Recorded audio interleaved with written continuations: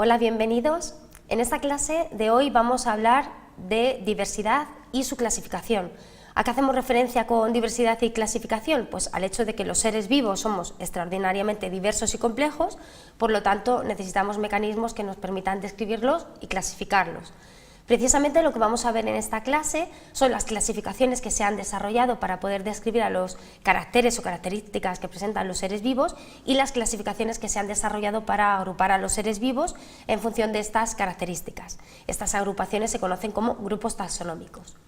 En primer lugar, respecto a la descripción de las características o caracteres, podemos emplear varias clasificaciones. Si atendemos a la historia filogenética, a su función actual y a la ecología, los caracteres pueden ser homólogos, análogos o convergentes.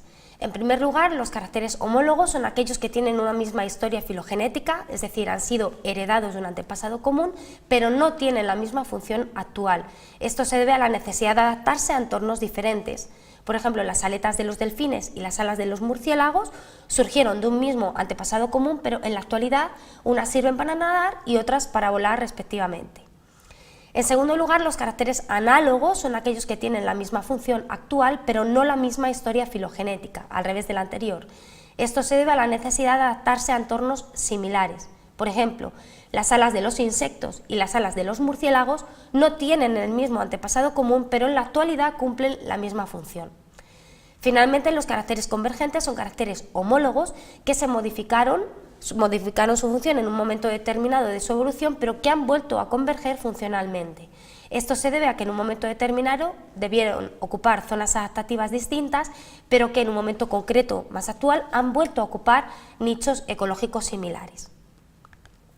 Si atendemos a la historia evolutiva, los caracteres pueden ser pleisomorfos o apomorfos. Decimos que son pleisomorfos cuando son ancestrales, es decir, cuando han aparecido pronto en la historia evolutiva.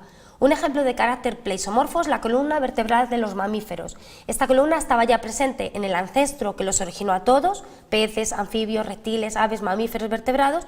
Por el contrario, decimos que son apomorfos, derivados o modernos cuando han aparecido tarde en la historia evolutiva. Un ejemplo de carácter apomorfo son los pelos y glándulas mamarias de los vertebrados que aparecieron solo en un ancestro común más reciente que el que hemos comentado de la columna vertebral.